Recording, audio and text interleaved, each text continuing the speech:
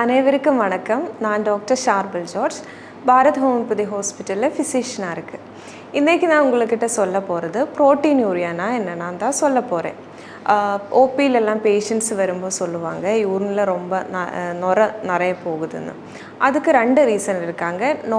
நார்மலாகவும் யூரினில் நுர போகலாம், அப்நார்மலாகவும் யூரினில் நுர போகலாம்.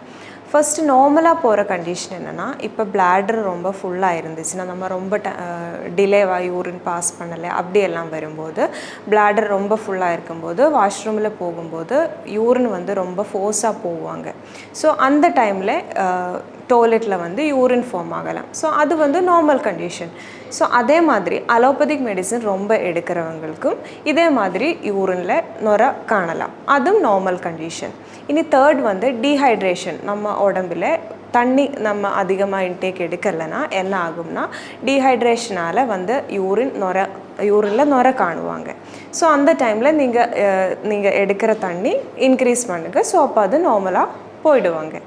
இனி க்ளீனிங் ப்ராடக்ட்ஸினால் யூரினில் நுர வரலை. இப்போ ரீசெண்டாக க்ளீன் பண்ணி உடனே தானே நீங்கள் யூரினேட் பண்ணும்போது டாய்லெட்டில் நுர காணலாம். அது நார்மல் கண்டிஷன்.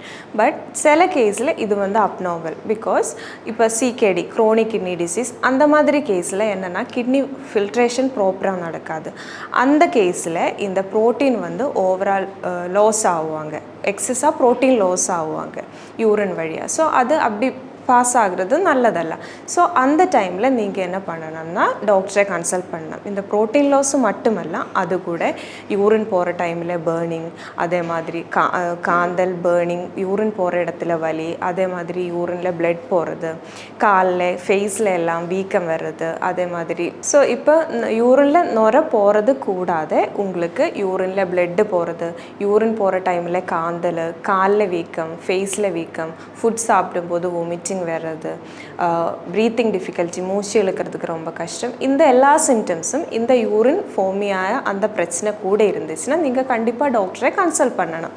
அதே மாதிரி இப்போ உங்களுக்கு டயபெட்டிஸ் இருந்துச்சுன்னா நீங்கள் கண்டிப்பாக ஒரு 3 மந்த்ஸுக்கு நீங்கள் ரெகுலராக செக்கப் எடுக்கணும். பிகாஸ் உங்களுக்கு சிகேடி அந்த மாதிரி பிரச்சனை இருக்கிறதுக்கு சான்ஸ் இருக்காங்க. ஸோ அது செக் பண்ணுறதுக்கு நீங்கள் டெஸ்ட் எடுத்து பார்க்கணும்.